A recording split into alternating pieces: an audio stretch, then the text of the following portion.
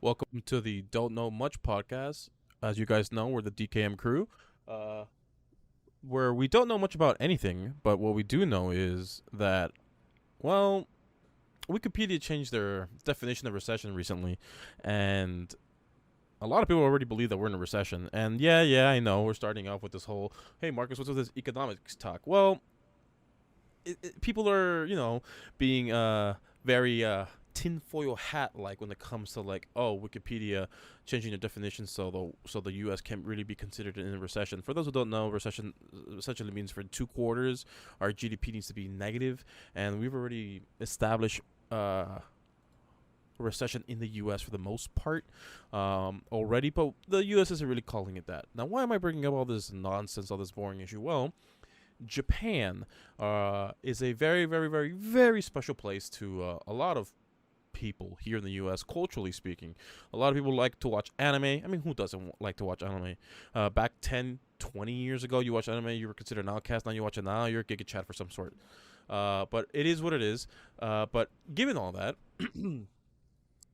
the PlayStation 5, Sony's own child, they had to increase the prices on, well, everywhere except the U.S. Ironically enough, their number one consumer base, to, well, roughly, depending on like the countries that they're selling it at. In Europe, they were increasing it by 50 euros. In the UK, they're increasing it by 30. I think in Canada it was like 20 Canadian dollars. It's these things that like it's. Their excuse was the recession is causing them to, or at least the inflation prices is causing them to increase the price of the PS5. Which, oh no, look at that. Another thing to look forward to: having a low quality or low quantity, I should say. I'm sorry, low quantity in PS5s already. Let's throw some salt in that wound already, and let's give you that nice big ol' price Sony increase. basically just said that, all right, let's just, you know what, this, getting a PlayStation 5, it's getting too easy, guys. Come on. Like, they got to deal with scalpers, low inventory, everything Mm-hmm. between. Fuck it. Let's just increase the price because fuck it. Let's just do it. Yeah, it's kind of crazy, though. It's kind of funny that, like, I was able to snag a PS5 early on in its life cycle, and I still don't regret selling it. I think that was, like, fun for, like, a week. When Mm-hmm. I played Spider-Man and Demon Souls, and I was just like, okay, this is fun and all, but this is not really doing it for me. Considering that more and more games are already coming to PC, it makes me question more and more, like, why did I even bother? But that's fine. I made my money back and got a little bit more out of it. Um, I can't say I think I've ever walked into a store where like a PlayStation 5 was more was actually in stock. So, but then again, I'm not actively looking for one at the moment. Funny enough, I remember there was like this TikTok video that kind of blew up a couple days ago about a guy who got like really mad that GameStop said that, like, oh, the only way you could buy the PS5 is like those $900 bundles that come with like a bunch of random shit included with it. And like the guy was trying to make the argument saying that, oh, well, GameStop forced me to buy this bundle. Wait, And wasn't GameStop also doing the exact same thing? Uh, oh, what do you call this? Where you need to be like a special member. no. It was more like I remember this because I was tempted into it. Where there was a GameStop bundle that was like $900. It came with like two games, a controller, and all this stuff. And sometimes, like, if you want to get to the extreme, they'll throw like a backpack, a fucking controller, or something Oh, like right, that. right, I remember. And the guy was just so mad because he's like, "Oh, I just only want the PlayStation 5." And they told him, like, "Well, the only way you get the PlayStation 5 is to get all this other stuff." So he bought the bundle. Then he tries to complain back to GameStop saying, like, "Hey, I want to, like, get this money back for these games." And he's like, "Well, no, you don't get it, sir. Like, you bought the entire bundle as is. The only way you could get your money back at all is you trade everything back in, including the console." And he was having like this whole hissy What? fit, and he does the usual Karen thing. It's like, "Oh, don't you represent GameStop and all that stuff?" And I'm like, dude, like, first of all, you just told me that GameStop forced you. We didn't put a gun at your head and like make you draw out the money out of your bank account. You decided to make that decision. Yeah. Like, if like, and first of all, like, if you really wanted to make your money back, you could just sold it. But I don't remember the game selection. I think it was like NBA at the time and stuff like that. And all I could think is that, like, well, if you want to get money out of those games, then you just have to sell the games and make your money back. I get it. eBay is still, a crapshoot for some people. I mean, like, but I just thought it was just really funny. In my opinion, I don't know, man. Like, I guess it's just easy for me and you to say this because we had those consoles and we were able to purchase them at one point. But I don't know. I'm not in any particular rush at this point, but that's just coming from my perspective. I mean, Right. I got this new computer right now. I'm in no fucking worry about a PlayStation. And honestly, though, I haven't seen any game on the PlayStation or Xbox platform to even remotely get me interested in it. But yeah, that's just kind of fucked. I feel bad for all my non-American listeners out there that are now having. I imagine that the inventory issue is probably even worse in those countries as well. I can only imagine how much more difficult it probably is to get a PlayStation 5 at that point. So, rip. You know, this conversation has touched my heartstrings a little bit. These increases in prices, it's just going to be so much more difficult on these scalpers. You know, they just have to spend so much money, and now they got to increase the prices on the I gotta buy more PlayStations. bots too. Wow, damn, dude, Yeah. it's really hard to beat them. It's, you know, as scummy as they are. You know, I've never been one to sell some of my old stuff. I tend to just keep my old stuff, not because I'm hoarding or anything. It's just like, I don't want to go to the trouble of just like going through the process of selling something. Heck, I was ready to build a new PC, and I didn't really want to sell my old one, but someone needed it more than me. A friend of mine needed a PC, at least the PC I had, and they were like, dude, fuck it, just I just offered it to him, essentially at cost. The only thing I asked for was some gas money, and that's really it. And the guy was like, holy crap, like never in his wildest dreams was he thought he could get a 30 series card at a cost, at MSRP, and technically it was below MSRP because when I bought the 3060, it was a 3060 Phoenix. I forgot what it's called, but it was a smaller 3060. Still able to output, you know, what it needed to output for a 3060, but not to the same degree as like a regular card. But it was it was a nice card. It could do RTX. It was very, very good. And I sold them a sleeper build. It looked like one of those what do you call them? Like the school computers, the black case. It just looked like The Dells, the one with like the gray buttons and everything. basically, it was just all black. You wouldn't expect this to be like a super heavy gaming PC that can run Minecraft RTX at like 50 frames. Like you didn't expect this to like actually do that, but it can push it, and he's happy with it. He's still happy with it now. But that's the only reason I sold my PC. That being said, like I gave away my PS4 because a friend of mine wanted it. He just wanted it. I'm like, yeah, sure, you can tab it. I don't give a dang. I have a PS5. So when it comes to owning things, at least I sell it back to people or give it away because I already have the upgrade.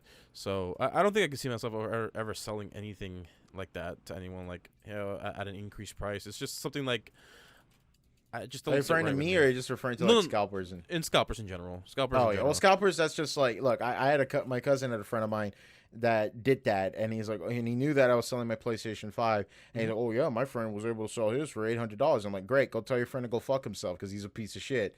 I'm not trying to be like him. I sold the PS5 at $600, ironically at a misprice. I didn't remember how much I paid for the original, and I thought in the top of my head, well, I bought the system with Demon Souls included plus tax. It totaled out to $600, but the guy didn't want Demon Souls. He only wanted the system, so I forgot that. Oh yeah, I added the Demon Souls price into it, and I was like, all right, 600. And I just didn't. I think he would figure he would lowball, and he was like, all right, I'll take it. And I'm like, okay, fine, fuck it.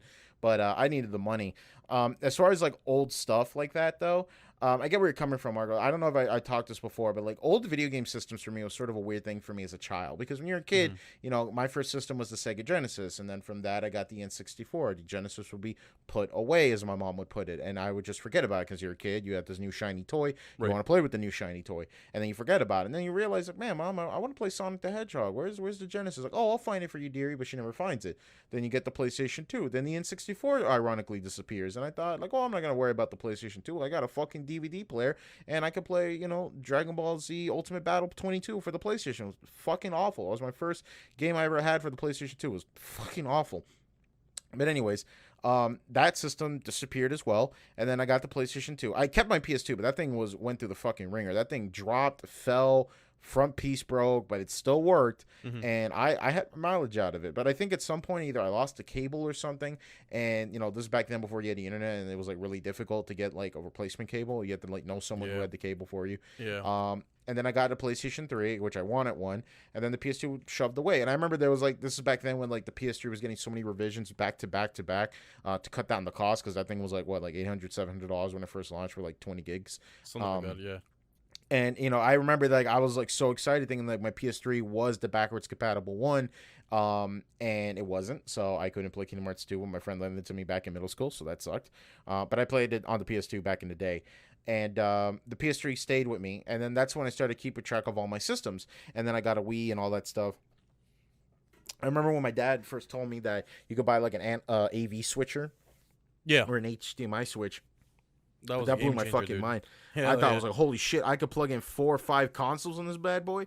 And at my peak, I used to have like all at once, I used to connect an NES, a Super Nintendo, an N64, a Sega Genesis, a Dreamcast, a PlayStation 2, a PS3, a PS4, a Nintendo Switch, and I think an Xbox 360 at one point. So I had like 10 consoles all plugged in. That was like the ultimate fire hazard challenge right there. Yeah, especially when it's drawing a lot of current, yeah. Yeah, and especially and I always remember what James Rolfe said, that like when he was doing like one of those behind the scenes videos where he says like he never turns on more than one system at a time because he doesn't want to risk more of a fire hazard. But yeah, like it was one of those things that it's just like, okay, I'm gonna keep track of all my things, and then I kind of gave up the whole game collecting thing because I just got jaded out of it.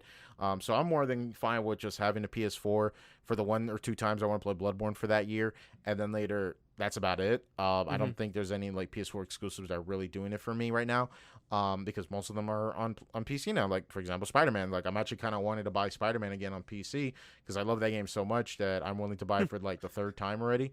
So those mods, dude, I've seen a lot of mods on it. I haven't. I want to say one thing prior to moving on. I got my PS5 and my 3080 Ti during the shortages for both the GPUs and the PlayStation on the Newegg Shuffle, no less. I got the PS5 bundle on Saturday, and I got the GPU and motherboard bundle on the Monday, and I bought them both because I had the money. I'm like, why not? Screw it. I got lucky enough. I felt like Richie Rich that day, basically. And the thing is, like, the thing I wanted to go back on was like, would I be pissed if I can only buy a bundle on something that brought 2 controllers, a headset, and and 4 games, which I didn't play 2 games. I just ended up just giving it away because I didn't care about those games in general, which I think was MLB The Show 21, and I forgot the other game. But I gave NBA. No, it was only one sports game. I gave away that one sports game. Okay. But better like, not be Sackboy. No. It's I have to find it for you. I could take a look right now. But either way, it's one of those things where I'm just like, yeah, I don't care. And the gentleman from the GameStop thing is like, sure, he got pissed off that he had to turn in, like he couldn't get his money back because the receipt says that he needed to bring back the whole bundle. But like, if you were in his shoes, Daniel, would you just sell everything individually if you had the choice? Because you could get your money back if you were to like individually trade those things to GameStop. You know how? Yeah, but you won't get your entire money back though. This GameStop we're talking about. No, I'm saying compared to GameStop's trading something to GameStop. If you just sold it on the market, like on a third part, like on the aftermarket or whatever, right? On eBay or anything, you would get more money back than you would at a GameStop selling a game or controller individually, which is ironic that he was making a big issue on this whole thing. But at the same time, it was a bundle. You can only buy the bundle, and you can only get back the bundle. Well, the reason for GameStop why they did that, it was to essentially combat scalpers, according to them, or maybe get rid of inventory that they really want to get rid of. Either way, like, it's a crappy move, but it's like a necessity evil. Necessary evil.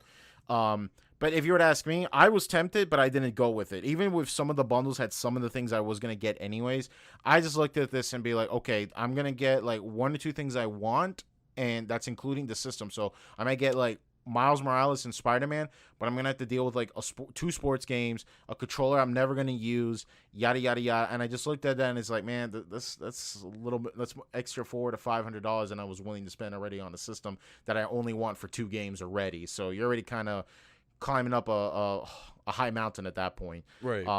But I've done it before. I've bought things before and I sold it to get my money back, and I've done it. Like, some pre-order bonuses will do that. You'd be surprised like how many people get their money back for a game because you pre-ordered the game and you got the knick-knack they wanted, and then you make some of the money back. But that's what I would do, but I didn't go with it. I bought my PlayStation 5. I still vividly remember I was at work. It was 5 in the morning. The Best Buy website refresh. I managed to put an order in right before my shift ended. I was so goddamn excited. I drove home, downloaded Demon Souls, played the shit out of it. Then I played Spider-Man, played the shit out of that too.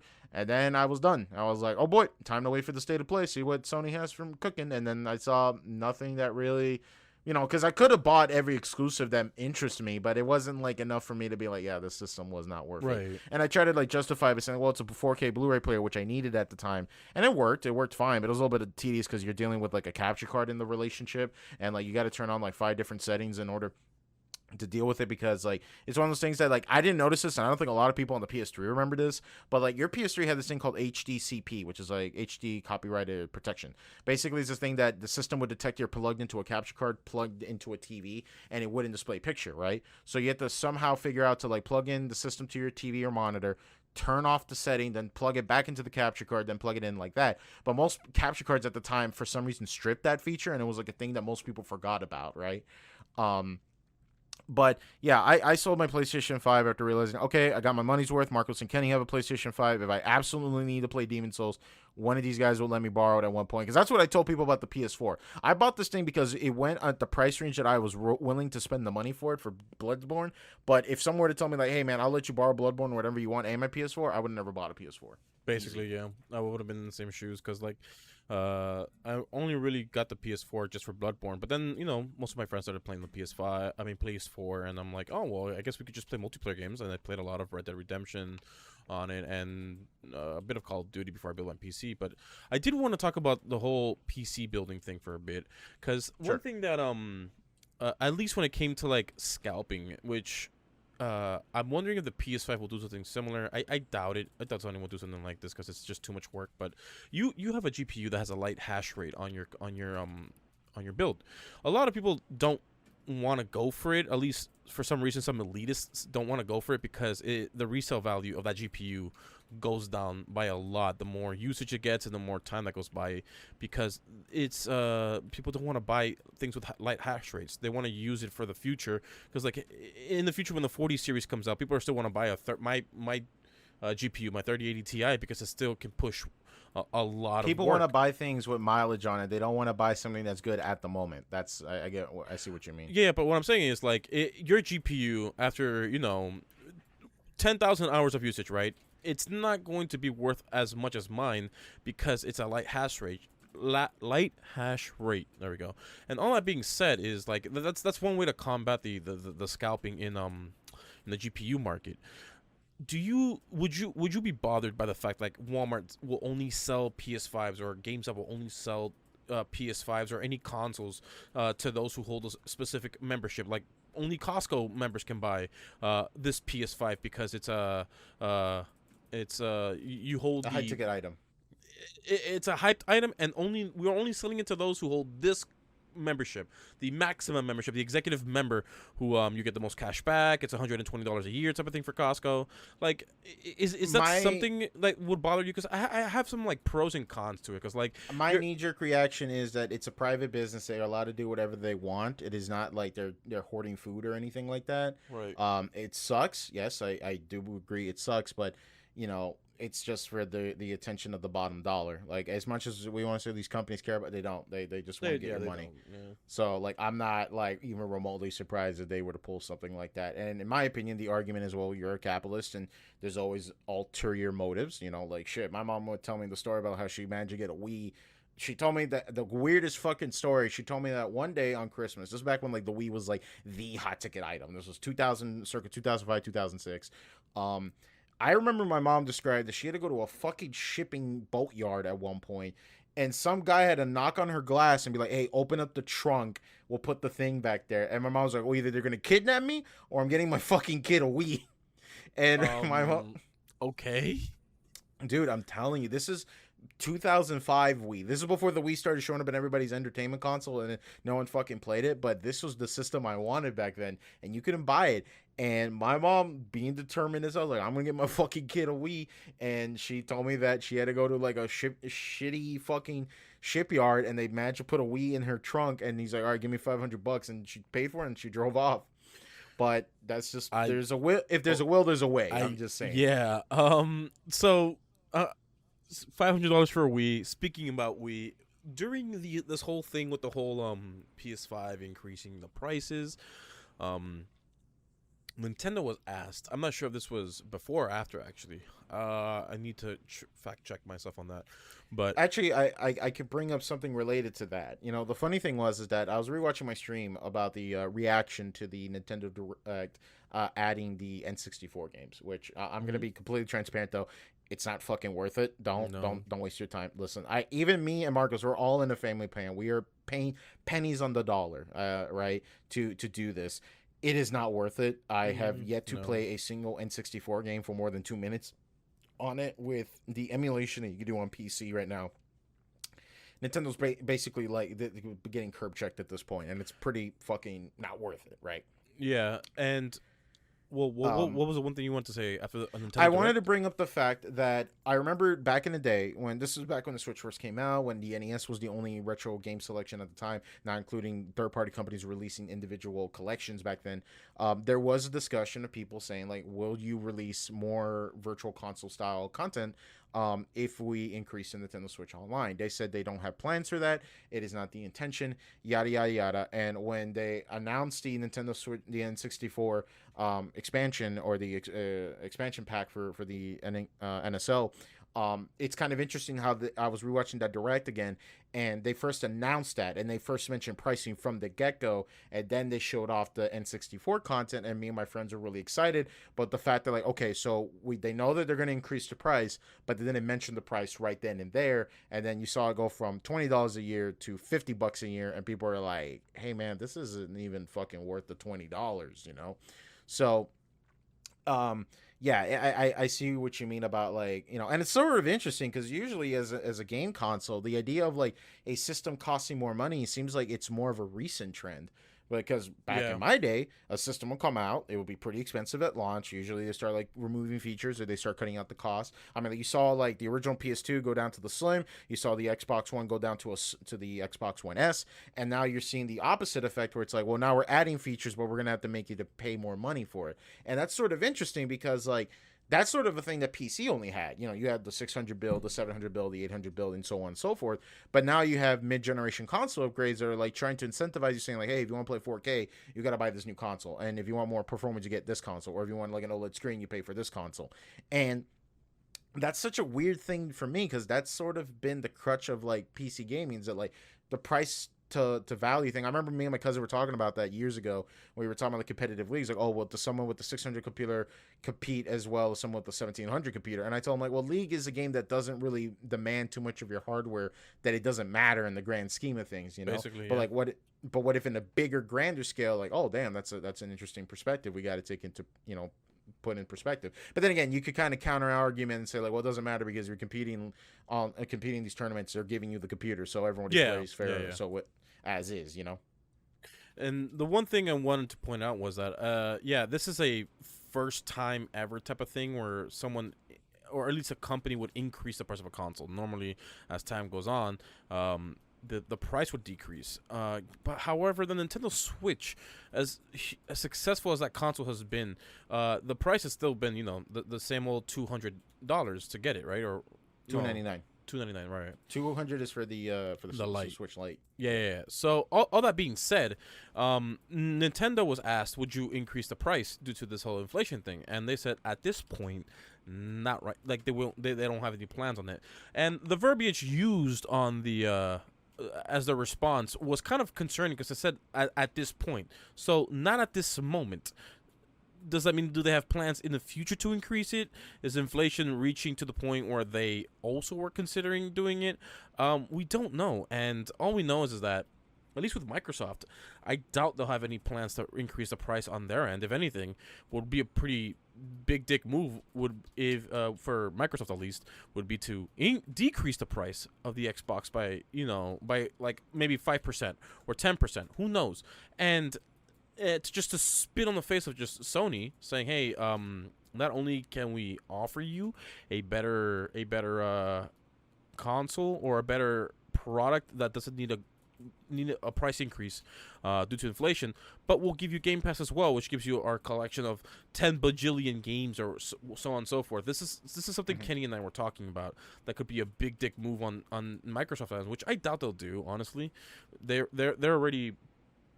already winning when it comes to like the amount of content they can offer, which honestly, who's really going to play all the games on Game Pass? It's too much for one person just to go over, much like how no It's one like person, if you say like you have a Netflix subscription, like who the fuck's gonna watch all of everything on Netflix, you know? like it's literally impossible for you to watch every single thing on YouTube because there's literally not enough time in the universe for you Plus, to watch it's it. constantly being added on and everything. Right, and all that being said is that I haven't touched a console in probably like less. Well, I mean, like anything like Sony or Microsoft. So to me, the whole console ecosystem is still like kind of a not neutered, but like very foreign thing for me. Like to me, I just don't associate it anymore. It's like, oh, I'm gonna play a game. Okay, launch Steam, launch game, go from there. You know. right, and I was talking to Kenny about like if their reasoning was true that they only increased the price because of inflation, I was skeptical. Like, they. If you had to tell anyone, any random gamer, if they had to choose between a PS5 or Xbox, most people would prefer the PS5 over getting the Xbox Series X, and I don't blame them. The exclusives on the PS5 have been it's mainstream. People just know that the PlayStation is just something that you would go for over Xbox. Heck, I've only ever seen one PlayStation 5 in stores. In contrast, where I've seen Xboxes everywhere. Not everywhere, but I've seen them out of Walmart. I've seen them out of Brands. Do you think it might be also the prospect that like because we're dealing with the new console generation and with the fear of like new console and new games coming out requiring new console hardware, do you think that might be the reason why more people are going to have to start buying Xboxes? Because even if they want a PlayStation, they'll be like, well, yeah, but I want to play this game and it's only exclusive for this current platform at the moment. Yeah, also that, but also like a lot of people, I also view it like the whole iPhone type of thing, where culturally speaking in America and throughout the world, people prefer the iPhone because of it's become a meme at this point. Like, oh, you like the Android camera quality and all that stuff, right? Like that's the meme of it, and I get it, it's a funny meme, but people just get the iPhone just because it's culturally accepted. It's culturally what seems to be the norm, and heck, everyone's talking about iMessages and how like great that is, and like, iMessage was great when they fucking ransomware the shit out of my phone number. That was fun. Yeah, it like out of all the things that the iPhone messed up when it comes to like their software, people will still defend it to this day because like it's one of those cool things you just get because it's an iPhone. It's simplicity. It's just something that you get, even though when it comes to encryption, when it comes to like any phone that isn't an Android, like that isn't an iPhone, their encryption from SMS to SMS is tight, so much more so than iMessages, at least from what I was able to read. I can't quite confirm that, but people are saying like the iOS messaging app, whatever, iMessage, right? It's not as secure as everything else that the Android platform has to offer, and that's one of the things with the PS5. Like it's one of those things where it's seen as a winner of sorts, as a given that the whole Xbox One debacle, the review trailer for it, you have to buy with the Connect, like that didn't go over too well. It soured the brand. It permanently really soured bad. the brand. Well, I've really argued bad, that kind of like anti-consumer shit was a thing from the 360, in my opinion. I've always thought that like Xbox is the company that just give me more money for basic features and we're just gonna, you have to take it kind of thing. Like, okay, so make sure I get this straight. So I only get access to Netflix account that I'm paying money for is if I pay for Xbox 360 Gold. basically. Okay, but listen, we could circle jerk around these consoles as far as we want for systems that I won't be interested or buying anymore. Let's Yeah. talk about some actual games that are being played on the system. Because Gamescom happened, I believe, this Wednesday or Thursday. I didn't watch the entire event, to be completely transparent. Though I didn't even know this thing was even happening until it happened, and I watched a little bit of it before I went to work, not work, to do something, and I saw a little bit of it, and there's just only a handful of things we could talk about. The main thing I want to get into, Marcos, let's just get this out of the way because this is probably the one I have the most to discuss about. What is your take on Sonic Frontiers as of now? As of the recording of this day, which is August 26, 2022, what do you think about Sonic Frontiers? Are you excited? Are you nervous? And then I'll get my perspective on where I fall on it. When it comes to Sonic Frontiers, I only really watched the trailer that everyone saw at the beginning. You know, when The one where everyone... Sonic's just running through the woods and it's kind of more like a teaser. Did Yeah, you see yeah. the new recent story trailer? No, I didn't. But all I know I'll is send that you the people were URL right now.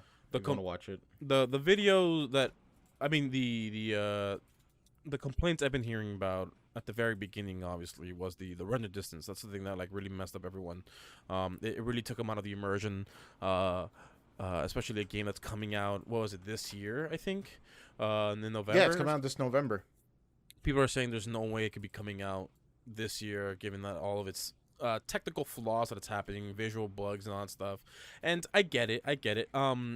Having an open world Sonic game has been something that I've always been interested in. Heck, a lot of people have been making their own custom Sonic games where, like, hey, we're taking Sonic from Generations or from Unleashed and we're putting him in an open world, like a truly open world environment where we have different objectives here and there. And obviously, it's not to the quality of like a AAA title. Excuse me. Well, it should be. It's Sonic, you know. This is well. No, Oh, wait, I'm we're talking talking about about the indie games. Yeah, Yeah, fans, okay. right? So, and that makes sense. The thing is, Sonic being as fast as he is, canonically speaking, sure, an open world game would be ideal. At least, canonically, he'd be able to travel most of the RPGs that we know and love, at least their world, in the matter of seconds, given his actual speed and top speed.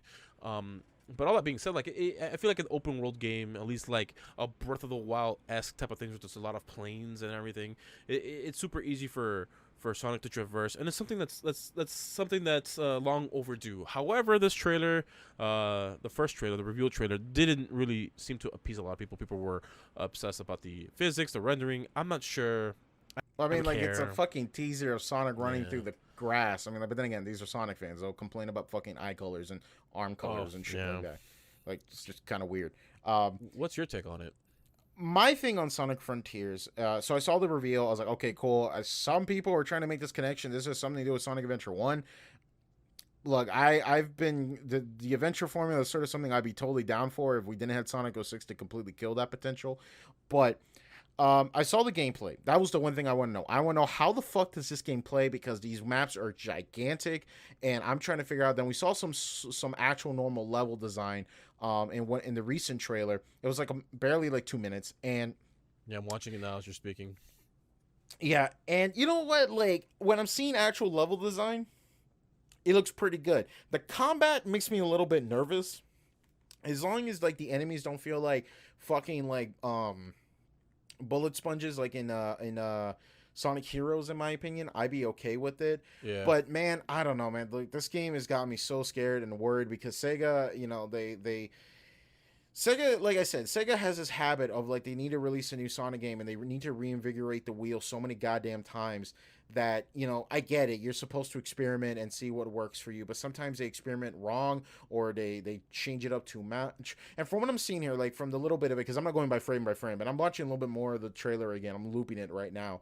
And I do see some classic, like modern boost formula Sonic, but what I want to know is like, how is he going to control in an open space? Because Boost Sonic is meant to just go straight forward and like curb like this and there, but like you're looking at these maps, like this map looks like fucking the Lingering Will from Kingdom Hearts 2, and I'm just thinking like, man, I just really hope that like the combat is as flowing and isn't as like kind of like pace breaking, you know what I'm saying?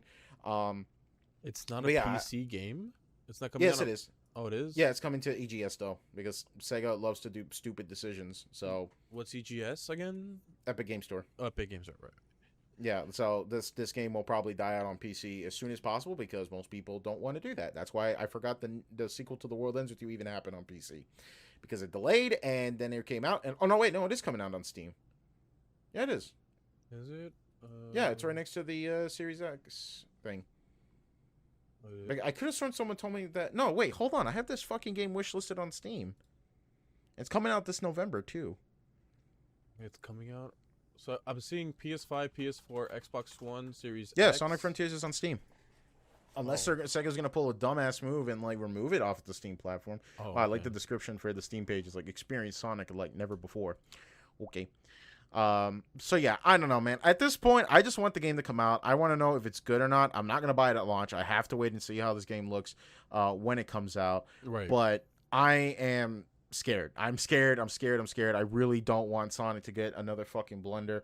But we'll have to wait and see, man. Like, I don't know. This is ironically a new frontier for Sonic, and we're just gonna have to wait and see. Because I don't know, man. I don't think we can have another like Sonic Forces, Sonic Lost World, and Sonic Boom. Like that franchise died off. Speaking That's about rendering monsters. distance, looking at this trailer, this second trailer, or at least the most recent trailer on it, it looks like they're adding a lot more fog in the distance. Which Yeah, is, I can only imagine this game is gonna chug like hell on the Switch. yeah, probably.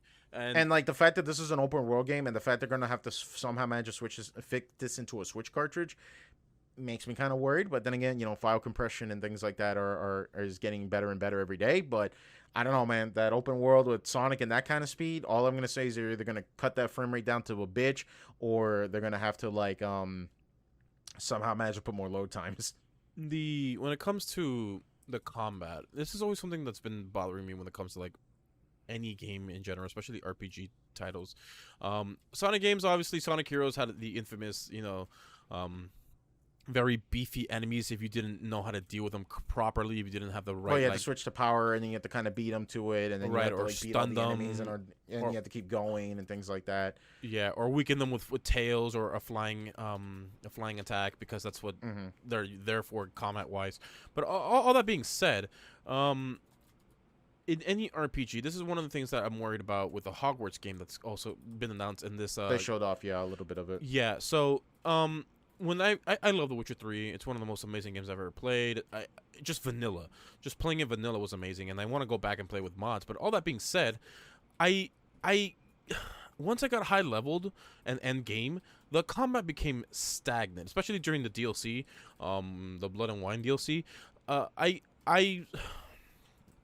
got into this sort of thing where I did mess up, where I'm like, I found the most optimal way to do less and do more at the same time. So less combat, less everything, more killing, more attack potency, and the game became stagnant to the point where, like, even on the hardest difficulty, I'm just like, okay, the game means like even the hardest difficulty, I can take 20 hits and I'll be just fine, and I'll be able to heal it all, no problem, just by hitting you a couple times. Or I can just cast one spell, you'll be stun locked for like a good 10 seconds, and I'll just cast it again when my mana's full. Like, it made the game stagnant, and that's one of the things with at least this new Sonic Frontiers game, or this new Harry Potter game. I just hope the game doesn't become stagnant, at least combat wise, where you're just like, oh, the story's amazing, 50 hours of gameplay just in the story mode alone, just the main storyline.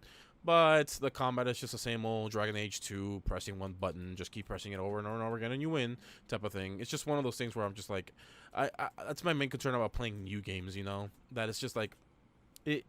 Are you willing to sit through that? But I mean, like, for a Sonic game, I don't expect that. A Sonic game is meant to be, pick up and play, straightforward, keep going and going and going. So yeah, we'll have to wait and see what Sonic Frontiers has to show. I just want this game to come out already. I want to accept, like, okay, is it good? Great. If it's shit, fuck it. We'll wait until the next one to come out, because that's what we're just gonna have to do. But speaking of games I am excited for, I'll tell you one game I'm legitimately excited. I am fucking hyped for Lies of P, a Bloodborne inspired, based off of Pinocchio, steampunk aesthetic. Yo, Pinocchio. sign me the fuck up. I am fucking giddy about this. This game is being made by Neowitz. I could have sworn that there was a company. No, I'm thinking about Deck 13. Those guys made the Surge. But yeah, this game looks like right up my motherfucking alley. The scene, the aesthetic, it is giving me massive Bloodborne vibes, and I'm legitimately excited for that game. Do you know what that game is, Marcos, by any chance? No, but they announced it on the this thing. They announced it beforehand, but they showed more footage of it, and I'm really excited. There's no release date, but from what I'm seeing, this game looks fucking dope. I'm really looking forward to playing this. I will say, though, when it comes to like Bloodborne style, or just even that kind of like gothic style of games, I don't mind them. I like the aesthetics a lot. And one thing that I don't quite enjoy too much about it is just one small thing. Have you ever watched the movie The Lighthouse? No, but I know of it. Okay. I've been needing to watch it. The Lighthouse is an amazing, and I mean an amazing film. Like it's one of those films that I you need to do a history lesson to like truly understand the every small thing about the movie, which makes the movie so much more better than it makes the acting that William Dafoe and Robert Pattinson did. That just, it was just wow. It was a really good movie. That being said, the amount of things that I liked about Bloodborne when it comes to like aesthetics, when it comes to history, inspirations, me being a nerd, being a degenerate of sorts, caring about history that isn't U.S. history. Imagine that, right? I really liked every single thing. That isn't very American of you, Marcos. You Yeah, I can't do know. that. I know. Look at me. I'm bilingual. Whoa, very Whoa, un-American. Very un-American of me. What was it? From Software did an amazing, and I mean an amazing job at aesthetically capturing things. And the thing is, these small things, this is the one of my pet peeves. It gets lost on some people that just play the game just to play the game. And sure, you have all your right to just not care. You can just hack your way through the game if you want to. Just hack and just slash and do whatever you want. Sure, but it's one of those things where like these developers really just put a lot of time on this, doing their own research too. And it's just like I could just get lost in even Dark Souls, just playing Anor Londo, just getting lost because that map is so massive and so beautiful, so detailed. Even for an old game like Dark Souls, it's just like wow, you know. And I'm a sucker for environmental storytelling. It's been the basically thing I've been a lover since, like, ironically, it's the 15th anniversary for BioShock 1, and before then we got System Shock 1 and 2, where it's like they put that kind of breadcrumb style of storytelling where it's like the story isn't told to you, you have to figure out what's going on as you enter this new world. right. But yeah, Lies of P looks freaking dope. I'm really I usually don't get super excited for Souls inspired or Souls like games. They kind of just always fall into my wish list where it's just like, all right, I'll play this eventually when it goes on sale. But this one looks like it's checking all the boxes for me. It's like, I don't want another Dark Souls clone. I want a Bloodborne clone. I want more Right. of that kind of aesthetic. Which, to be fair, though, it's not even that, like, Bloodborne was, like, original with it. We had Nightmare Creatures on the PlayStation 1, 1 and 2. Nightmare Creatures 1 and 2 on the PlayStation. Those games had that kind of, like, Gothic-style horror. But I want to just go ahead and quickly spit out some more bullet points. I think you're going to love this one, Marcos. Well, before you this move on, fucking- the only game I'm actually like very excited for that's Dark Souls like is Black Myth Wukong, only because like even the developers are being very humble about it. I've been simping already on this game before on this podcast, and I'll simp again. The only reason I've been enjoying or just looking forward for the game is because it's Dark Souls 1 or Dark Souls 3 type of aesthetics, but in the Chinese environment, and also it's the whole Journey of the West thing, which is what a lot of famous animes, a lot of famous shonen like Dragon Ball Z uses to move on forward, or even One Piece, right? They use it just to tell their story. One thing that Black Myth Wukong that I'm just looking forward to it is just like the developers. I'll say it again. The first trailer had one lag spike, one frame rate spike, and the developers like, this is the worst trailer we've ever developed. It's horrible. We should legit Roblox yourselves like right now because of how bad it was. And I'm just like, dog, relax. Yoshi P already did something like that with his whole hey, you gotta like, we gotta extend Endwalker. You don't gotta like do all this to one up him. It's like no. Like that's the only game that I'm excited for, and I can see why you're excited for Lies of P. Like just looking at the weapons, just looking at just this greatsword, very like. All I'm thinking about this looks like a reskin of Greatsword. This just looks like a reskin of Bloodborne, essentially like an HD texture pack type of thing, but obviously it isn't. So, yeah. So Sony, please just release Bloodborne on PC already. This game is way too good to be stuck on that fucking system. You know Please they just won't. Stop. You know they won't. Huh? No, they won't, because they need to have one fucking reason, and it's like, oh yeah, man, to play the PS4. Whoop de doo. Yeah, pretty much. But yeah, so we'll leave it at that. But anyways, let's see what else is there that they talked about that I'm kind of interested in. Let me see here. Okay, so we talked about Sonic Frontiers. Here's the thing, man. Like, oh wait. I'll bring this up later. I'll tell you one thing, Omar. I just only want to bring this up because I think you're gonna love this. This is fucking hilarious. I was laughing my ass off. Did you ever hear about the Monkey Island series on back in the day on the PC? Like super old fashioned point and click games. Monkey Island. I think so. Why? Well, they're making a new game. It's called Return to Monkey Island. It's a throwback to those old-fashioned point-and-click games. Day of the Tentacle. Oh my God, I'm forgetting one of the names right now. But it's the old-fashioned like point-and-click adventure-style games on PC. And they just showed off Return to Monkey Island, and I love the trailer. Oh yeah, I remember Monkey Island now. I just needed a picture. Holy crap! Right. They're bringing this back. Yeah, they are. They're making a new one's coming out in September. But my favorite thing was that the pre-order incentives. Guess this, Marcos. The pre-order incentive for pre-ordering the game is you get horse armor, right? But here's the best part: there's no horses in the game, so it's just in your inventory. That's all it does. Listen, buddy, that's all I needed. Useless items, and they're sold, Jim. And they're telling you in your face, I'll buy 20. You get this pre-order, and you get this exclusive armor that only pre-orders can get. But guess what? You won't be able to use it. It's going to take up inventory space. I'm just going to buy it. Just because why not? Dude, can you imagine if, like, okay, hear me out, though. Let's if they pull a Galaxy Brain move, let's just say hypothetically, because, these games are super fucking tedious and, like, super, like, okay, what I mean by that, and, like, before all you Monkey Island fans come out there to woodwork and, like, choke me. Whoa. What do you mean by Monkey Island, huh? You trying to make a racial thing? No, I'm talking about like those point and click games. You know what I'm talking about? Like fucking Day of the Tentacle. Listen, the solutions to a lot of these fucking point and click adventure games are super fucking obtuse. Where it's like, oh yeah, what you got to do is you got to pick up this item, run to over here, file your taxes, come back, nail that divorce papers to your wife that you've been really holding out on, and then you could get through the door, kind of shit, right? Can you imagine like in the game where it's like, I'm telling you, if they pull this off, I want someone to tweet at me at Pepper Live TV on Twitter. If someone makes a joke or they acknowledge the fact that your inventory is full, so you can't complete the game, I want someone to say, why the fuck are you holding horse armor in this game? That would be fucking hilarious, and that'd be a 10 out of 10 joke. That would be but I just like it where like the guy's like, it does nothing. There's nothing it does with it. It's just horse armor on your inventory screen. You can't interact with it. You can't drop it. It's just there.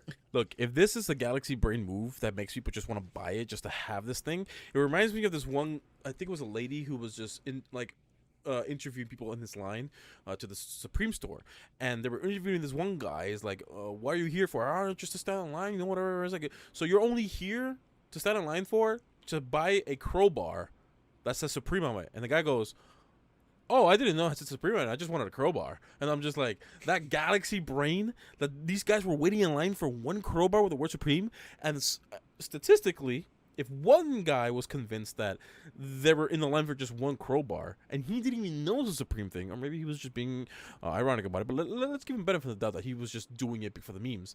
But there are other people in that line who were standing in line with their boys, and they just want to get a crowbar, because who doesn't like a crowbar? It's a crowbar. Might as well have one, right? Any practical use as a lever? Maybe you can. I mean, Gordon got a lot with a crowbar, though. He's gone through a lot with a crowbar. You know what's funny? I was looking, and one of the things I'm very, very interested in, especially here in the U.S. and any kind of Western country, Western-like country, is like laws and how they are defined certain words. And there's such a thing as a burglary tool, but how do you define a burglary tool? Well, you have a set of lockpicks, right? Not illegal, not illegal whatsoever. But a lockpick found while you were breaking and entering somewhere, now that becomes a burglary tool, and you get charged with that. A crowbar by itself, right? Not a weapon. Not a burglary tool. Right, but it's not illegal to own. However, if you're in the middle of something that's a misdemeanor or felony, they can stack that on you, especially if you're doing a breaking and entering or a robbery, using it as a weapon or using it as some sort of leverage thing to pry things open. That's a burglary weapon. A crowbar being a multi-purpose tool, like these are the things, like definition-wise, like when corporations and law become separate but also equal is these vague terms, like Nintendo saying, oh, maybe not at this point, we might not increase the price of our switches, or here's a burglary tool, but it's not a burglary tool, it's just a tool until let me just put this in perspective, Marcos. We have a court system that thankfully there's human beings behind it. Can you imagine if our court system was based off the YouTube algorithm or the fucking appeal process? We would be fucking stacked in prison right now. All I'm saying is our court process is very, given the amount of, we're the third most populated country in the world, right? Only behind China and India, right? Even at 330 million people, I'm not sure if the census changed that number or not. I'm not sure if we're up or below. Either way, there's a lot of people, and there's not enough judges and lawyers and prosecutions, and there's just not enough time in the day, and not enough brick and mortar, just like stuff. But like Zoom meetings were able to like help bring the court times down, because you didn't have to wait.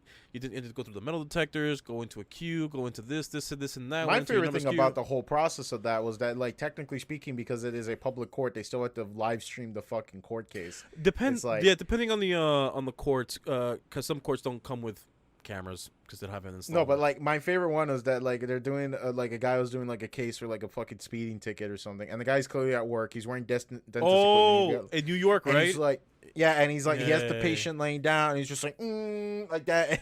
And he's just like, yes, man, sir. And the officers and the judge are looking at like, this fucking more, dude. Couldn't you just like wait? Like, no, sir, I could do this. Open your mouth. And I couldn't believe this, and I'm like, God, that's the kind of shit I would do, man. I'll be like, yes, Honor. Let me just, yeah, I'll pay for that fee. Let me just wipe my ass real quick. You know, as cringe as this may sound, when I'm driving, I get bored of listening to the same thing over and over and over again when it comes to like music, when it comes to like YouTube videos and like podcasts and stuff, right? Like, I guess I commit ADHD. A little crime. Just a little bit, but like I like listening. Just 1 or 2 stars, you know. I like listening to Reddit stories being read out loud. Oh yeah, and like one of them was like this lady was being screwed over by her ex when it comes to like alimony and child support, and he kept pushing the date back and all that stuff, and the lady just gave birth 3 days ago to the third child of this dude who's being a big old scumbag. And the judge is like, you need a like we're extending this court date to a different time because you got this birth record wrong. There's absolutely no way that this baby's 3 days old. And she's like, no, Your Honor, he is three days old.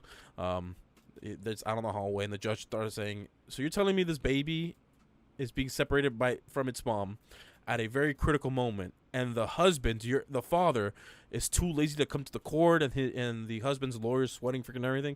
Like at least there's to your point. Yes, I'm glad there's humans in the court system. At least there's empathy, but at the same time, human ego's a thing, human anger's a thing, human patience is a thing, and some judges just go off. I think recently, I forgot where in the U.S. it was, a judge just pulled out a blicky on someone. He just pulled out the gun on someone, and he's like, well, okay. So people just get power hungry too in the court system. Florida? I don't remember, but some guy just pulls out a gun and just like. I mean, like, yeah, but judges get disbarred and everything because some of them just fucking go off the deep end, and it's just like I've seen judges straight up want to be like, oh, you disagree with me? All right, well, fucking meet me out back. We'll kick your ass. And yeah, they do it. That's true. And the guy will get disbarred, but let's not go to the corruption of our court system here in this country. I just want to talk about video games. So let's see what else is that they kind of caught my eye. I was gonna bring up this one thing though, man. Like, I don't know if this is me, but man, dude, I am like getting tired. I don't know, maybe it's because like E3 or so. Fuck it. I think it's mainly just like these game shows, man. But some of these game shows, man, they announce so many games, and it's like none of them don't show a single inch of gameplay. It's all CGI, and it's like really hard for me as like a new IP to be like, look, this cutscene looks fucking cool, but I don't know what the fuck the game looks like. You know what I'm saying? Like all this art and shit like that. This art could be like the enemies fighting amongst each other, and I have no idea what the fuck is going on. Not Among Us, but more like my complaint was mainly towards Atlas Fallen and the Dune game, because Dune, I don't know what the fuck Dune is at this point. I know it's a book series, an old RTS series, and now it's like a recent thing now. Yeah. With the recent movie. But yeah, Atlas Fallen, it looks like a really neat fucking cutscene, but I don't know what to make out of the game. Like, I don't know. And then that's probably what my issue was, that they're showing back to back like space, desert, space, desert, space, desert. And I was just like, I'm going to forget all this shit. So I'm going to wait until the list comes out, and I'm going to just wish list that kind of interests me and then go from there. So yeah, I don't have anything to say for Atlas Fallen. Neat cutscene. I can't believe they're making a game for Killer Clowns from Outer Space. I don't know if you remember that comedy horror from the 80s, Marcos, but they're making a game out of it, and people who are legitimately fans of the movie are actually really excited. Dude, they even have a clown emoji on the release date. Nice. That's fucking that's good. That's good. They know the market. But yeah, that's a scare. I was like, oh, we're making a game on that property. Okay, cool, neat. I'm surprised none of these what do you call it? None of these shows, gaming shows, have announced or shown anything when it comes to like Elden Ring's DLC, because this is one of those things where Well, assume are they making DLC? yeah, it's, Oh, okay. in the works. It's actually going to be released sooner rather than later, actually, or at least from the reports that I've seen. But there is a DLC is being worked on. People are curious on what kind of a story it's going to take place. Like, is it going to be talking about the outer gods? Is it going to be talking about like certain gods that Melina's brother, like the hardest boss in the game, like her brother, like things like lore wise will help tie loose ends or make things make a lot more sense. I don't know. I don't think like Game Awards are meant to just only focus on DLC. But then again, maybe. No, but for like big games, like I'm talking about like not this game show specifically, but I'm talking about in general. Like, hey, Call of Duty's releasing this new DLC, and they'll do it for the both Sony and Microsoft like game show or whatever, because like it's something that both They paid the consoles money for it. yeah, basically. And it's one of those things where like it will create hype in some way or another. So like Elden Ring obviously being the masterpiece that it is, a DLC is going to like it's probably going to do crazy stuff, much like how Bloodborne's DLC was like orgasmically good, or Dark Souls 3's. Like it's one of those things where like I'm pretty sure they're not gonna mess up on, but like people are just speculating the story, what's gonna happen here, what's gonna happen there, what weapons are gonna bring, et cetera, et cetera. Even though like Bloodborne, Elden Ring has a lot, and I mean a lot of weapons, a lot of Ash of Wars, a lot of stuff. So yeah, we'll have to wait and see whenever Miyazaki releases that. But yeah, we'll just wait and see while that comes out. Speaking about games that they showed off, a little bit of the Callisto Protocol. It looks like just like a new Dead Space, but it is a new Dead Space, yeah. Yeah, but it's not the new Dead Space. They are making a new Dead Space, right? Yeah, this is just like one of those things where like, oh, with the help of the developers who made Dead Space type of thing, like okay. So who's making the new Dead Space then? Oh, obviously it's an EA property, but we don't know yet. Okay, I don't know. All right, but yeah, I saw a little bit of it. It looked all right. I mean, like it looks like it has that Dead Space thing. It just hasn't really like gripped me. I'm not super excited for it, but then again, I'm not a Dead Space fan. I haven't played any of the Dead Spaces. I recommend it. So maybe that sci-fi horror. I have them. I'm pretty sure I have all three of them by this point. But yeah, but the only thing I always remember about Callisto Protocol was that that was that one game that retconned itself that's part of the PUBG universe. That was it. Wait, what? Yeah, at one point, I vividly remember this. When the Callisto Protocol came out, there was like this big hubbub that like, oh, this game takes place in the same universe as PUBG. And then a little while there, they update saying like, oh, well, we don't want it. It's not related with it anymore. And I'm like, well, what benefit was it? Are you guys going to make a fucking joke about it? Was it a cameo? Was it, oh, look, they got the PUBG helmet. Look at that, guys. And I'm like, okay. I just thought that was just such a weird. It's one of those things where it's just like you say that in an interview and you probably think it's not legit, and then later people bring up a big stink about it, and now I'm just like, oh, it's no longer part of it, and I'm like, I don't know if it contributed or subtracted. I don't know if the lore is gonna get fucked up. I don't know, but I just thought that was really funny. That's interesting. Let's see. What else is there really to talk about? Friends versus Friends looks kind of dope. It has a very cutesy art style that I kind of like. You just meet up your homies and just gun them down, with trading cards and shit. So we'll have to wait and see. I really like the song they played out of it, and I dig this fucking aesthetic. This aesthetic is my fucking jam. I really like the fact that Metal Hellsinger won 2 awards. I thought that was really fucking funny. So definitely looking forward to that. Let's see here. Moonbreaker looks interesting. It didn't really appeal to me at first, but it's a free-to-play, like, tabletop game. One with those figures that you have to, like, open them, assemble, and paint them and shit. I couldn't get into that. Look, man, I barely understand how to play Monopoly. I don't know how the fuck you want me to play all this shit and get the initial setup process, but I think that's kind of cute. At least it's free-to-play. High on Life, though. Okay, maybe because I'm not a Rick and Morty fan. I don't hate Rick and Morty. I just haven't sat down and watched it. And no, it's not like, oh, the fans are cringy. It's just that I haven't really like sat down and watched any of Rick and Morty's style of humor. But the best way I could describe it is like it's Outer Worlds, but taking the piss out of it. You know what I'm saying? And I'm really torn on it because I thought, when the game is so focused on comedy, especially when it's an FPS, all I could think is like, okay, but how good is the gunplay going to be? And you know what the craziest thing was? When they showed off the game at the presentation, they showed up a boss fight. And I thought about that for a second. I thought, like, man, when was the last time there was a first-person shooter with fucking boss fights?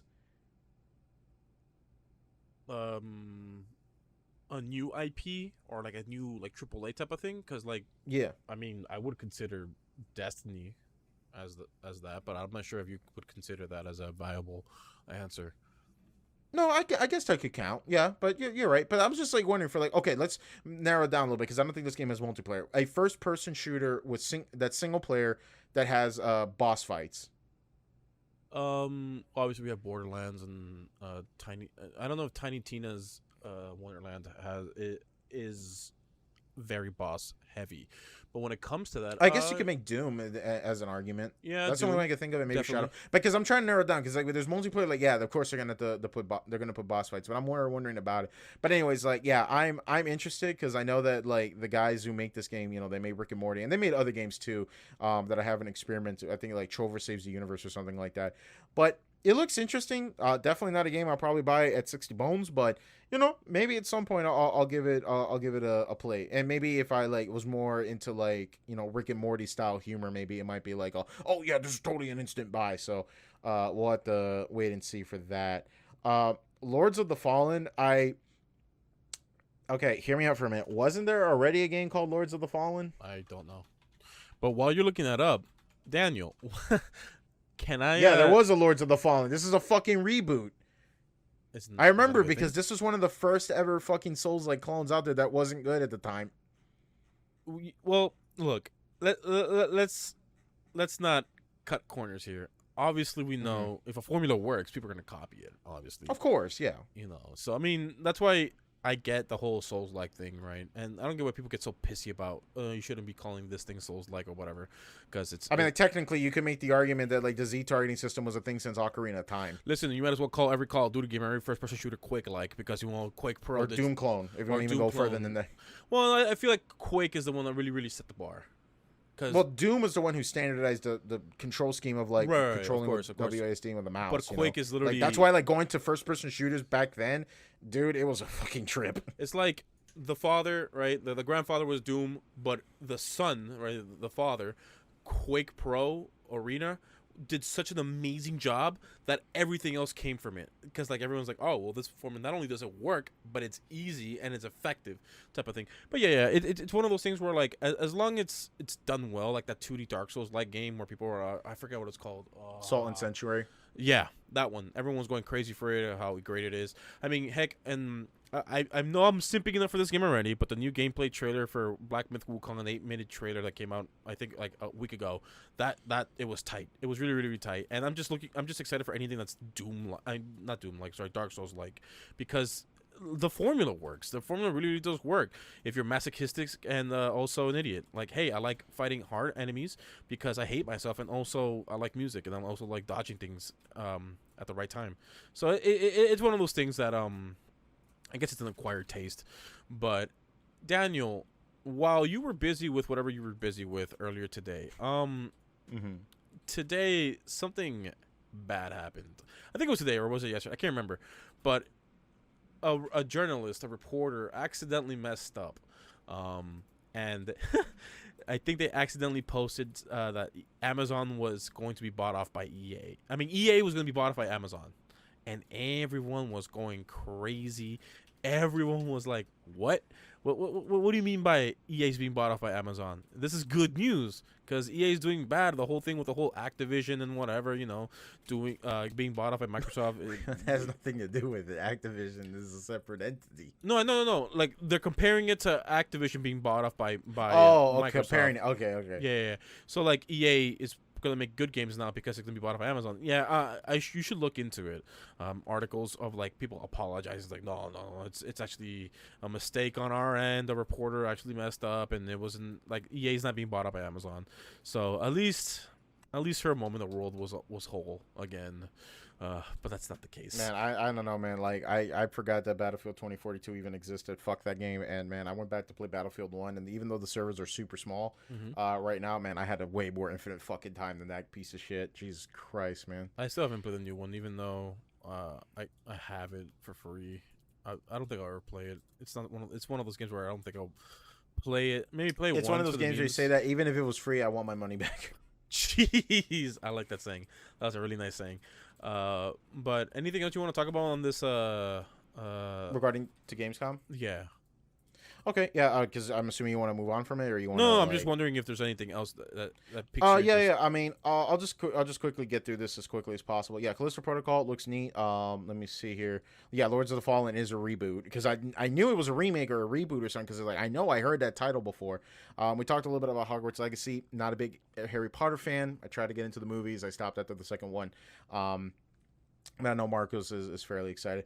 I'm still forgetful that Gotham Knights was even a thing. It was funny because I was talking to someone we were talking about the Arkham games. They were saying like, hey, should I start with like Arkham Origins or Asylum? Like, yes, play Asylum. Origins is a spin-off. Well, not spin-off. It's technically part of the canon, but it's more like in this idea where it's like, it was made because WB Games saw the money that Batman games were making at the time, and Rocksteady was like, well, look, we're making Arkham Knight. This is a new system and a new platform we're working on, so it's going to take a while. And WB's like, oh, no, we're going to have to shill at this point. So they made Arkham Origins, which I thought it was okay. It's not the best, but I didn't think it was like god-awful. Some people say it was. The worst, in my opinion, was Blackgate. Blackgate was the worst of the shilling.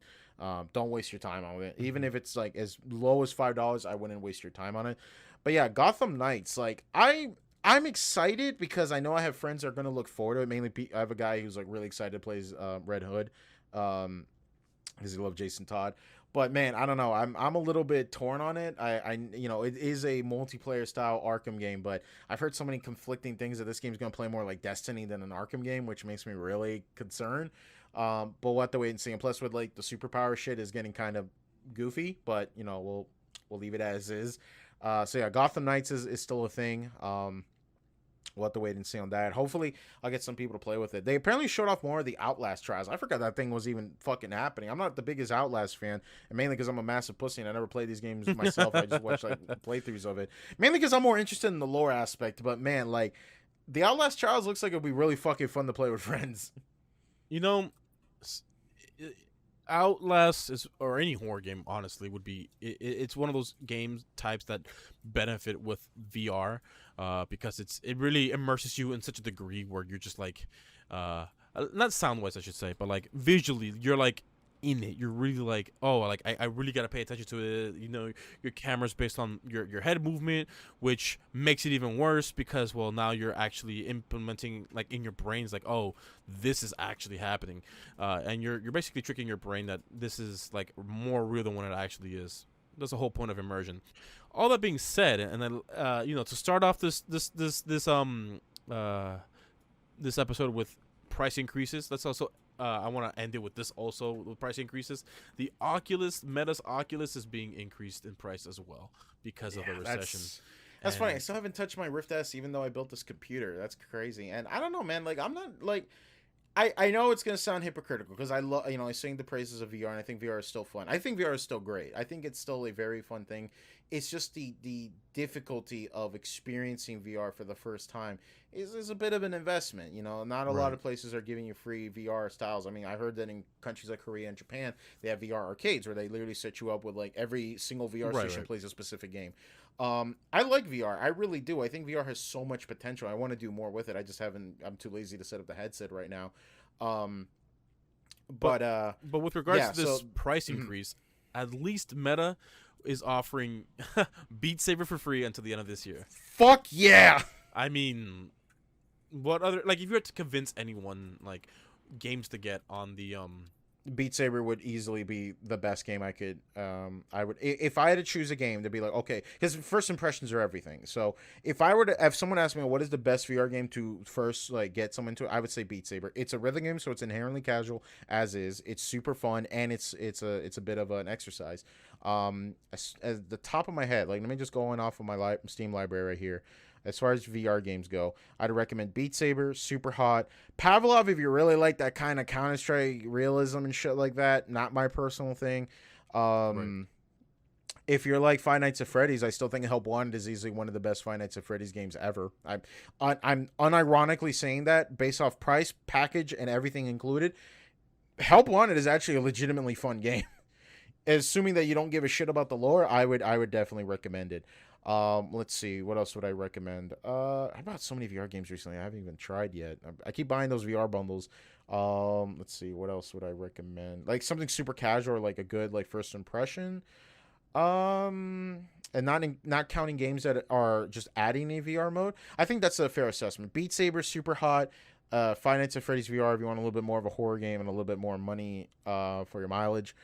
Those are definitely good games. So yeah, including Beat Saber, while it's not justifying the $100 price increase, I think that's a good incentive. I'm just glad that game isn't like an Oculus exclusive.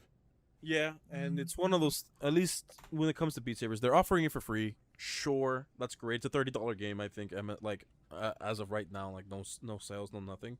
All that being said, at least it's at least it's a little bit better with what Sony's doing, because the Sony increasing their pricing everywhere. They're not offering anything for free. But Oculus, obviously, I don't know what Meta's thinking. Obviously, I also spoke about earlier. Today before the episode about Facebook being as big as it is and social media and all that stuff. Like, they're as big as they are. Like, the metaverse is failing, dude. And now they're increasing the price of I forgot that was even a fucking thing. Yeah, and it's like really, really, really, really bad. And now they're increasing the price of what do you call it?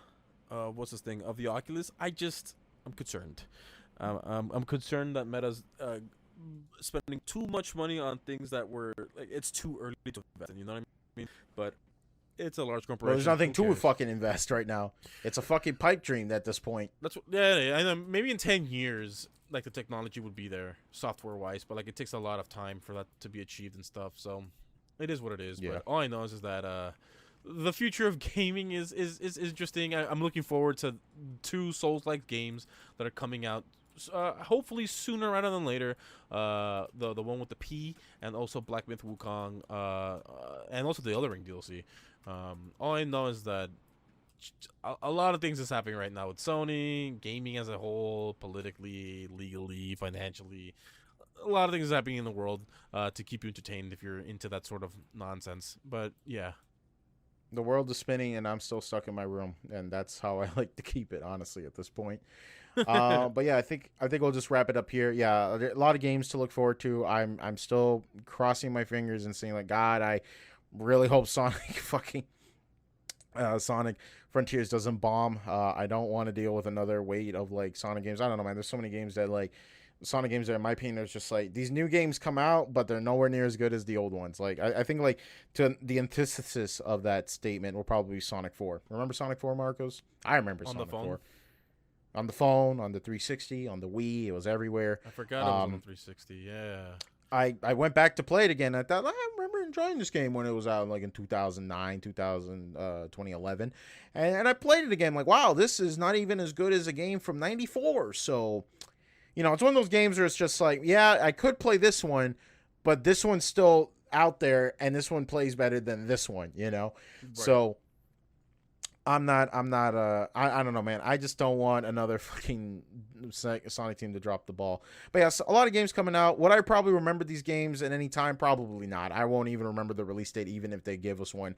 I'm just going to go on Steam one day, then say, oh, game came out, and I'll probably be like, cool, I'll wait for it to go on sale, because I rarely buy games at $60. So speaking of which, give us an update on Kingdom Hearts. Is it still at MSRP? Is it still at $60 or $50? Like I said, it still goes on sale. Epic Game Stores. Like, if you want me to pull it up right now, yeah, pull it up right now, because I know that's like my thing is that like I'm trying to sell my PS4 copies before I do it, because it's so hard for me to be like, I want it on this thing because it's convenient, but I already have it on this thing and it's just slightly less convenient, you know. All the reason why I'm not buying Spider-Man on PC.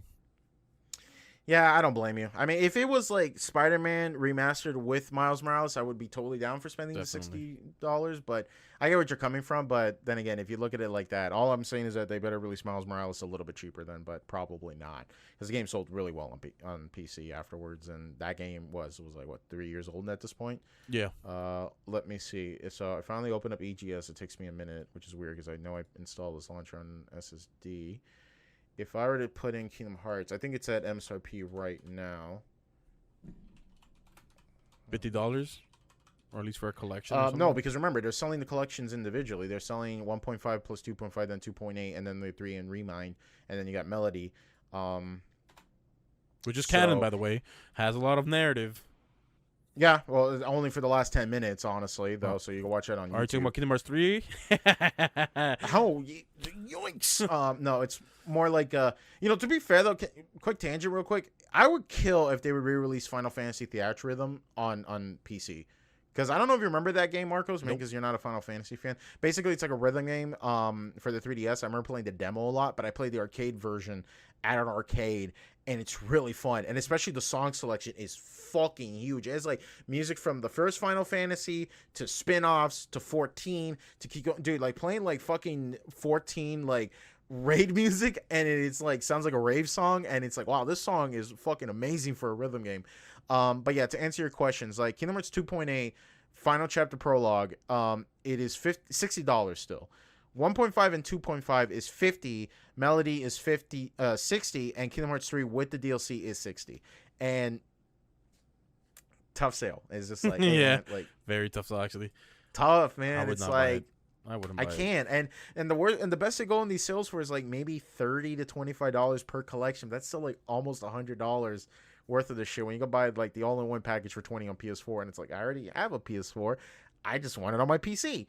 And I think that, Square Enix kind of shot the foot here. And I think the point, the impetus of that is when they made the fucking sequel to The World Ends With You finally come out on PC later than PS4 and Switch.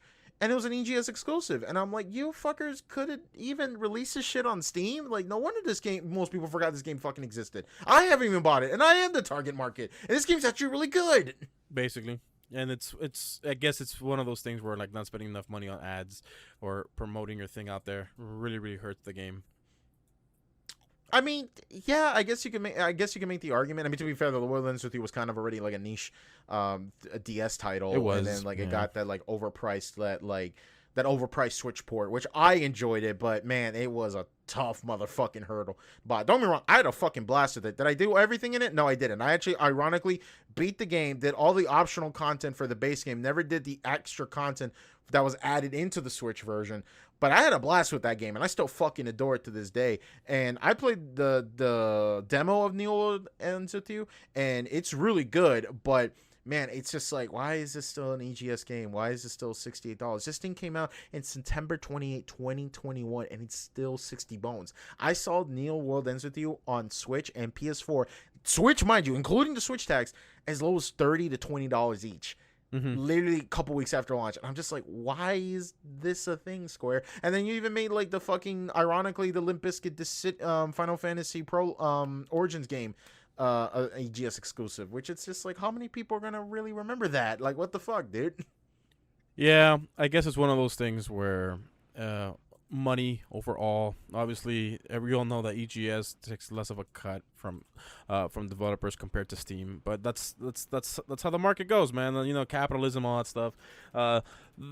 People just do that just for the hell of it, and well, I mean, I can't complain really. I just look at it as really funny because like I'm looking at my EGS library right now, and I don't think I spent like a single dollar, not including V-Bucks, on the EGS platform. Like I just go there to launch Fortnite, and then later I'll just be like, oh, cool, free games, click, and then later go on my merry way, right? Dragon Ball Fortnite, characters in Fortnite. Dragon Ball, the Kamehameha. Did you see that guy try to pronounce the Kamehameha? Yeah. I was like, hey, dude, Based. don't. Maybe do that again. I hope. In their defense, I honestly think they were doing it on purpose. I honestly think that was. I don't know. I mean, like when Sean Trammell tells you, like, "Yo, dude, you fucked up." Like, yeah, Sean Trammell was playing Fortnite, and it was really funny because Sean Trammell cringe. Yeah, I know. Oh my god. Look, and here's a cringier take. I actually prefer the English dub of Dragon Ball Z. not a big fan of the Japanese one. Just saying, I have nothing but respect for the voice actors. But look, man, Dragon Ball is an anime that I only listen to in English. Look, I feel that Dragon Ball Z and everything, and then this whole debacle happened, and then I'm like, all right, no, I don't like the English voice actors anymore. But now I don't like it at all. Now it's only in Spanish. I'm only going to be for my South American DBZ German. To be fair, those South American DBZ fans are fucking crazy, dude. They are. I have nothing but respect, dude. These parents will come in, they'll bring their kid dressed up as like fucking Frieza, and they walk in with the Frieza ball. Like, this kid's like 7 years old. He probably doesn't know what the fuck he's doing, but I know that dad is smiling ear to ear, and that motherfucker gonna be happy, and he don't even remember the kid's name. Can I tell you something very, very, very amazing about the whole Mexican community when it comes to anime and gaming? The Wave Dash was King of Fighters fans, where you at? No, but like in Melee, the Wave Dash was first like discovered, or at least first recorded on a publication in the Mexican magazine, gaming magazine. And then not only that, the there are canon power scaling like comics that it's called the Dragon Ball or Legendario something, that it's Spanish, and it's mostly a Mexican thing where there's power scaling and actual data books on these Dragon Ball characters that is canon, and you can use that for cringe ass power scaling that some people like me do. So it's freaking crazy how when you go to those Aztec temples, you know, you dust off a little bit and like, oh, so that's how they did the wave dash back then. So yeah, it's one of those things wave where dash their fucking prey. That's impressive. The I think Spanish is the one language that's spoken most in the amount of countries that's used in.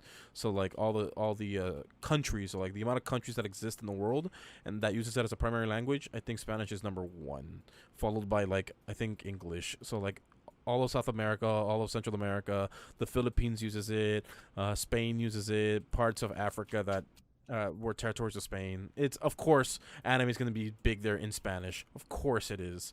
Of course. Spanish people just love... Who doesn't love anime? To be fair, though, actually, now that I think about it, a lot of my Pokemon anime experience was actually in Spanish. Somehow, I watched a lot of the Pokemon anime, the movies especially, in Spanish. Now that I think about it. No, I don't... I think I watched it in German before watching it in Spanish. Why the fuck did you watch? Memes, Wait, no, I mean like when you're a kid. I'm talking when you're a kid. No, not as a kid. No, only English. My dad used to do the old fashioned like ghetto thing about like, oh, I'm gonna I have DirecTV and I'm gonna like when they put a movie on, I'm gonna put a VHS in it. Mm-hmm. Saves us the money, you know. And I remembered rewinding the fucking Pokemon 2000 movie. Is that the one with Articuno and the legendary birds? I think so. No, wait, no, it's the one with Entei. Entei's the third one, the third movie. Okay, I remember watching Entei. I remember Entei speaking Spanish, and I'll never forget seeing Slowbro speak. Not Slowbro. Slowking speaking in Spanish, and that fucking blew my mind. And I was like, oh my god, it was so weird. Because one of those things, as like a kid, you watch it in Spanish, you didn't think much of it. Like, okay, I kind of understand it. Even back then, I struggled with the language, but as an adult, now watching it in English makes it feel even weirder. That sounds funny. I like that. I like that a lot. Yeah, I mean, it's sort of one of those things where it's like, how many kids like watch The Simpsons in Spanish, or let's see, how many what I could think of in the top of my head. No, I can't think of anything at the moment. But yeah, I used to watch a lot of movies in Spanish because I think at the time my family was like, well, if he gets in English, he'll learn the English language better. But we don't know what the fuck is going on, so fuck that shit. We're gonna put him make a watch in Spanish, and now he doesn't understand what we're doing, and we're not even watching the movie. So fuck that kid. Yeah, dude, just watching it in different languages, like, does it really ruin the experience for you? I guess so, because it's not the same voice. I mean, it depends. I mean, like, I would argue that some people say, like, oh, you need to watch in the original language. There's certain, like, there's a Swedish film. It's basically Brutal Legend, but in Switzerland, in Swedish, right? And the thing was that like, we were watching the Swedish dub, and like they made jokes, but the jokes didn't quite get to us because like, you know, we had to read it as is, and then it just didn't make sense to us. And then we were arguing about it, like, well, we should watch the English dub because clearly they took those jokes and they made it make more sense to an American audience. That's why like watching like old Japanese anime back then. If you ever wonder why like all the humor was kind of weird, it was because like you're taking a foreign joke that doesn't make any fucking sense to an American, and you had to do it. Now now we has gotten Weeber, and now we have the world a little bit more to us. It's not uncommon to hear like, oh, senpai, san, this shit and that, and it's like, oh yeah, those jokes are really good. Like Nichijou is a great example. Nichijou is a weird fucking comedy based on the animation and the jokes, but then they just make like kooky, like random Japanese like trivia jokes. You know what I'm saying? Or like, and here's a crazier thing: when I watch like videos about like Yakuza, for example, and you know they show like how accurate it looks like and everything, like walking through those city streets and shit. I think the one thing that blew my mind, I don't know if you ever played Yakuza, Marcos. A little bit. Do you remember in Yakuza where like your home base in that game was that you had to go into a building, climb up a set of stairs, walk down this fucking spooky ass hallway to get to a nice bar? I thought, oh cool, that's a video game thing. That totally makes sense. It's supposed to be secretive. No, that's how bars are in Japan. You walk into a building, you have to climb up a flight of stairs, and then you walk down a fucking hallway, and then there's like a full place. And I'm like, holy shit, this is how Japan's actually like. Yakuza really is a Japanese simulator. Yeah, and that's why people are like, whoa, when we watch anime movies, look how well detailed these streets are. It's almost like it's the real thing. It's like, yeah, because you know that's how they live are. there. Like, they live. Dude, in that like area. all I can think about is like when some video like these two Japanese girls like drunk, like, oh tee hee, we're so drunk, haha, I'm trumping over, and all I can look at the floor and be like, damn, this fucking floor is fucking clean. Holy shit. That's so true. I just look at them and be like, why? Dude, that's so why is there no true. condoms? Where's the crack? What the fuck is going on here? These people actually respect the environment they're in. No Like, I way. can sleep on this floor. It's one of those things that like I can't wait to go to Japan and just be like on my force and just like sniffing the ground like. I was gonna say, I can't wait to go to Japan, experience racism for the first time. I mean, like, come on, dude. Racism around the world, dude. Like, I gotta get called a slur everywhere. Gotta pull a passport. This is the country. Yep, racist here. No, I have a fucking thing. They call me that, and then I would just stomp and be like, all right, Just record I'm it. good. Yep, I would agree Yep. with it.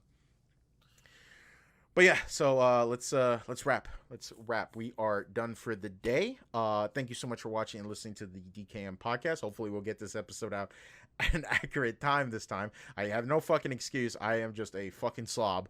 But we're doing good. Life is going well. Hopefully by the time this episode goes live, I'll already be back into streaming on my YouTube channel. So I would greatly appreciate if you guys drop a subscribe there. I really appreciate that. Oops, sorry. Anyways, so yeah, we're doing good. Thank you so much for watching and listening to the DKM podcast. As you guys know, you can watch us here on YouTube, listen to us on Spotify, Google Podcasts, and Anchor. You haven't yet, follow us on Twitter. That's how we keep you guys updated and let you know how these episodes coming out. And if you want to be a part of our community, feel free to join our Discord server. All the links and including our socials and everything will be down below or wherever you're listening to in the description section. And I just want to say thank you so much for watching, listening, and take care. See ya.